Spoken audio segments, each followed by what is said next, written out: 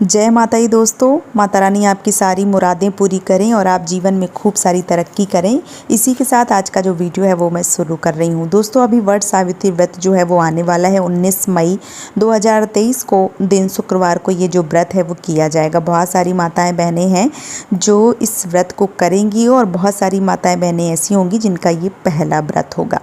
जो माताएं बहनें पहली बार इस व्रत को करेंगी उनके मन में बहुत सारे प्रश्न जो हैं वो चलते रहते हैं, चाहे वो पूजा को लेकर हो जाए या किसी सामान को लेकर या फेरे को लेकर या बहुत सारी सामग्री जो है वो नहीं मिलती है या वो व्रत करती हैं तो जो सामान है वो मायके की तरफ से जो है वो आता है या ससुराल की तरफ से व्रत रख सकते हैं, या कई दफ़ा ये भी सोचती हैं बहनें कि ये जो व्रत है ये हम मायके से उठाएं या ससुराल से उठाएं। कई दफ़ा बहुत सारी चीज़ें जो हैं वो सोचती हैं और उनके समझ में नहीं आता है। अभी हाल ही में एक बहन का प्रश्न आया था तो मैंने सोचा चलिए जवाब दे देती हूँ, साथ ही साथ बहुत सारे लोगों को इस वीडियो से जो बहुत सारी मदद जो है वो मिल जाएगी।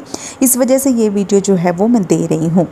बात करूँ कि जो भी माताएं बहनें वट सावित्री का व्रत इस साल रखेंगी तो उनका जो सामान है वो क्या मायके से आना चाहिए और वो व्रत है वो क्या मायके से उठाएं। तो देखिए जो व्रत होता है वो आप बहुत लोग ऐसे बोलते हैं, हमारे यहाँ ऐसा नहीं है लेकिन बहुत सारे लोग बड़े बुजुर्ग ऐसा बताते हैं कि जो व्रत है वो पहले जो शादी के बाद जो भी व्रत होते हैं वो मायके से उठाए जाएं तो बहुत ज़्यादा शुभ माना जाता है।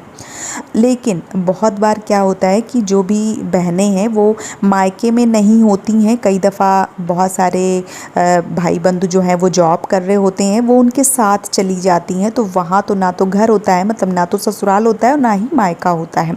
तो क्या वो वहाँ से व्रत उठा सकती हैं? तो हाँ बिल्कुल उठा सकती हैं। आप अपने मायके से भी व्रत उठा सकती हैं, ससुराल से भी उठा सकती हैं और जहाँ भी परदेश आप गई हैं वहाँ से भी व्रत जो है वो उठा सकती हैं। लेकिन आपके यहाँ ये व्रत जो है वो किया जा रहा है या मान लीजिए कि आपके घर में कोई ऐसी स्थिति जो है वो नहीं आई हो कि व्रत जो है वो छोड़ना पड़ गया हो आपके बड़े बुजुर्गों को, जैसे कोई शांत हो जाता है, किसी की मृत्यु हो जाती है तो व्रत जो है वो छोड़ दिया जाता है। अगर आपके यहाँ ऐसा नियम है तो आप व्रत बिल्कुल भी ना उठाएं, या आपके यहाँ बड़े बुजुर्ग जो है वो नहीं कर रहे हैं इस व्रत को लेकिन उनके घर की ऐसी परंपरा नहीं है, वो मतलब अपनी मर्जी से ही नहीं रख रहे थे लेकिन व्रत जो है वो कर सकते हैं। आपके घर में जो भी बड़े बुजुर्ग हैं वो अगर बताते हैं कि नहीं मेरी मर्जी नहीं है तो मैंने नहीं किया, तुम करना चाहो तो कर सकती हो, तो ऐसे लोग व्रत उठा सकते हैं, कोई दिक्कत नहीं है। भले ही वो व्रत मायके से उठाएं, ससुराल से उठाएं या जहाँ भी परदेश में रह रही हैं वहाँ उठाएं।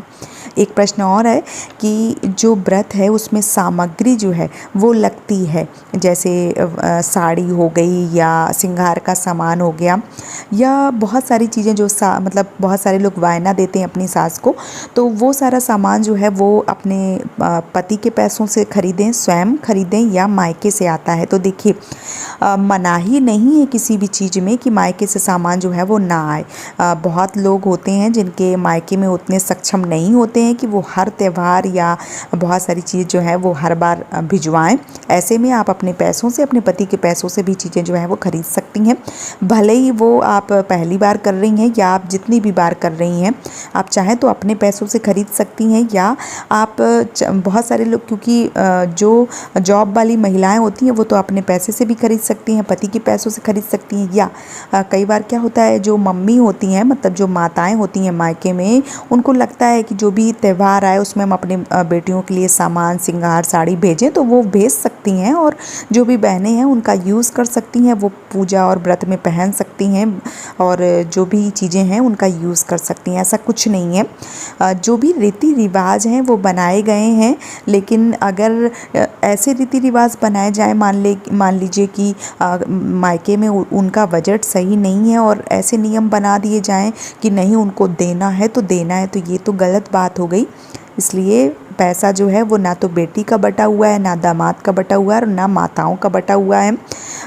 आपको व्रत पूजा ये सब करना चाहिए। अगर आपके मायके में सक्षम है, दे सकते हैं तो दे सकते हैं, और अगर नहीं दे सकते हैं तो आप अपने हस्बैंड के पैसों से खरीद के व्रत पूजा जो भी सामग्री है वो खरीद सकते हैं और कर सकते हैं। इसमें कोई भी व्यवधान जो है वो नहीं आता है। तो उम्मीद करती हूँ कि आपके मन में अगर कोई प्रश्न चल रहे थे तो आज आप वो प्रश्न है उनका जवाब मिल गया होगा। अगर आपके मन में कोई दूसरा प्रश्न चल रहा है तो आप मुझे कमेंट सेक्शन में ज़रूर बताइए, मैं आपके सारे प्रश्नों का जवाब जो है वो ज़रूर दूँगी। आज का वीडियो यहीं पे समाप्त कर रही हूँ दोस्तों। एक बार फिर से आप सभी माताओं बहनों को वट सावित्री व्रत की ढेर सारी शुभकामनाएँ। जय माता दी।